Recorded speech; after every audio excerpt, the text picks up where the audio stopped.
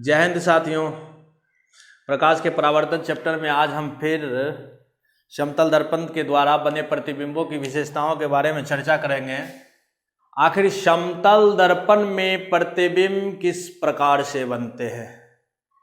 समतल दर्पण मतलब हम लोग जो आईना, चेहरा देखने के लिए आईना को इस्तेमाल करते हैं, जस्ट उसी की बात मैं कर रहा हूँ। तो हम लोग डेली देखते हैं, अपना फेस देखते हैं, किस तरह से आईना में हमारी प्रतिबिंब दिखाई देती है।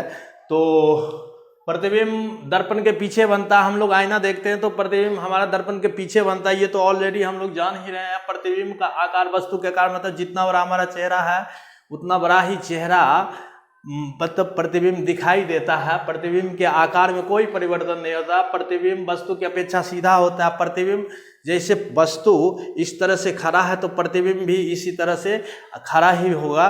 और प्रतिबिंब पार्श्विक रूप से उल्टा होता। पार्श्विक रूप से कहने का मतलब ये हो गया कि लेफ्ट का राइट और राइट का लेफ्ट दिखाई देगा। जैसे हम आईना के सामने खड़े होकर इस हाथ को उठाएंगे तो हमें ये जो राइट हैंड उठाएंगे तो प्रतिबिंब में हमारा लेफ्ट हैंड उठता हुआ दिखाई देगा। इसी को हम लोग पार्श्विक रूप से उल्टा कहते हैं। प्रतिबिंब आभासी होता है। हम लोग जानते हैं कि प्रकाश किरण दर्पण के पीछे नहीं जा पाएगी। तो जब प्रकाश किरण दर्पण के पीछे नहीं जा पाएगी तो प्रतिबिंब आभासी बनेगा, काल्पनिक बनेगा। और ये बात भी जानते हैं प्रतिबिंब दर्पण से उतना ही पीछे बनता है जितना वस्तु दर्पण से आगे होता है। हम लोग जितना दूर दर्पण से खड़ा होते हैं उतना ही दूर हमारा प्रतिबिंब पीछे की ओर बनेगा। इस चीज़ को हम लोगों को, प्रतिबिंब की विशेषताओं को हम लोगों को याद रखने के लिए बस कुछ शब्द याद रखने हैं। जैसे हम लोग याद रखेंगे पीछे बराबर सीधा, पीछे बराबर सीधा उल्टा।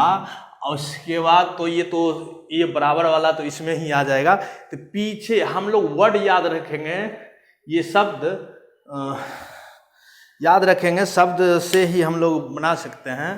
तो ये शब्द पीछे बराबर सीधा उल्टा, पीछे बराबर सीधा उल्टा सेंटेंस हम लोग बना देंगे। पीछे से बनाएंगे सेंटेंस कि प्रतिबिंब दर्पण के पीछे बनता है। बराबर से सेंटेंस बनाएंगे कि प्रतिबिंब वस्तु के आकार का बनता है। बराबर से प्रतिबिंब और सेंटेंस, दूसरा सेंटेंस हम ये बनाएंगे कि प्रतिबिंब वस्तु दर्पण से जितना आगे है उतना ही प्रतिबिंब दर्पण के पीछे होगा। पीछे बराबर सीधा, सीधा से हम लोग प्रतिबिंब मतलब प्रतिबिंब सीधा होता है और पार्श्विक रूप से उल्टा होता है। तो ये हम लोगों ने समतल दर्पण की समतल दर्पण के द्वारा बने प्रतिबिंबों की विशेषता के बारे में चर्चा की। आगे हम लोग देखते हैं गोलीय दर्पण। गोलीय दर्पण उस दर्पण को कहते हैं जिसकी परावर्तक सतह किसी खोखले गोले का भाग होता है। गोलीय दर्पण परावर्तक सतह किसी खोखले गोले का भाग होता है, उस दर्पण को हम लोग गोलीय दर्पण कहते हैं। गोलीय दर्पण से संबंधित विभिन्न पद। गोलीय दर्पण, ये हम लोग एक गोला लिए हैं और इसमें कलई की गई है। यहाँ पर ये जो रेड कलर का है ये कलई की गई है। सिल्वर्ड हो या चांदी की कलई की गई हो तो ये कलई की गई है अंदर से और ये बाहर से मतलब कलई की गई है। तो इसका परावर्तक सतह बाहर हो गया, परावर्तक सतह, और अंदर जो कलई की गई है। और उसके बाद ये पोल मतलब ध्रुव, ये ध्रुव हो गया। और ये जो उभरा हुआ परावर्तक सतह है वह दर्पण जिसका परावर्तक सतह उभरा हुआ हो उसे हम लोग उत्तल दर्पण कहते हैं। तो इसका परावर्तक सतह उभरा हुआ है तो इसे हम लोग उत्तल दर्पण कहेंगे। इसका परावर्तक सतह धंसा हुआ है इसे हम लोग अवतल दर्पण कहेंगे। वक्रता केंद्र, गोलीय दर्पण जिस खोखले गोले का भाग होता है उसके केंद्र को वक्रता केंद्र, उसकी त्रिज्या को वक्रता त्रिज्या कहते हैं। तो हम लोग आगे देखते हैं ध्रुव। गोलीय दर्पण के मध्य बिंदु को दर्पण का ध्रुव कहते हैं। जो ये गोलीय दर्पण होता है यहाँ से यहाँ ये जो दर्पण हुआ इसके मध्य बिंदु को हम लोग ध्रुव कहते हैं और इसे पीछे सूचित किया जाता है पोल। और वक्रता केंद्र, गोलीय दर्पण जिस खोखले गोले का भाग होता है उसके केंद्र को वक्रता केंद्र कहते हैं।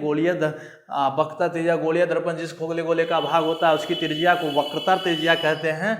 प्रधान अक्ष या मुख्य अक्ष। तो P और वक्ता केंद्र मतलब ध्रुव और वक्ता केंद्र को मिलाने वाली रेखा को प्रधान अक्ष कहते हैं। फोकस बिंदु, प्रधान अक्ष के समांतर आती हुई किरणें दर्पण से परावर्तन के बाद प्रधान अक्ष को जिस बिंदु पर काटती है या जिस बिंदु से आती हुई प्रतीत होती है उस बिंदु को हम लोग फोकस बिंदु कहते हैं। यहाँ पर हम लोग देख सकते हैं ये धंसा हुआ सतह है, परावर्तक सतह धंसा हुआ है, इसमें प्रधान अक्ष के समांतर किरणें आ रही है, परावर्तन के बाद इस बिंदु पर कट रही है F पर, तो ये हो गया फोकस बिंदु। और इस उत्तल दर्पण में भी हम लोग देख रहे हैं कि प्रधान अक्ष ये हो गया, प्रधान अक्ष की समांतर किरणें आ रही है और परावर्तन के बाद ये किरणें डाइवर्ट हो गई ऊपर की ओर, ये इधर की डाइवर्ट हो गई।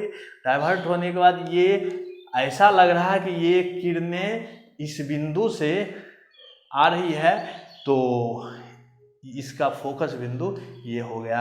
अब हम लोग फोकस दूरी के विषय में चर्चा करेंगे। फोकस दूरी किसे कहते हैं? तो फोकस बिंदु और ध्रुव को, फोकस बिंदु और ध्रुव के बीच की दूरी को फोकस दूरी कहते हैं। यहाँ से यहाँ तक की दूरी को फोकस दूरी कहते हैं और ये फोकस दूरी हो गया। धन्यवाद।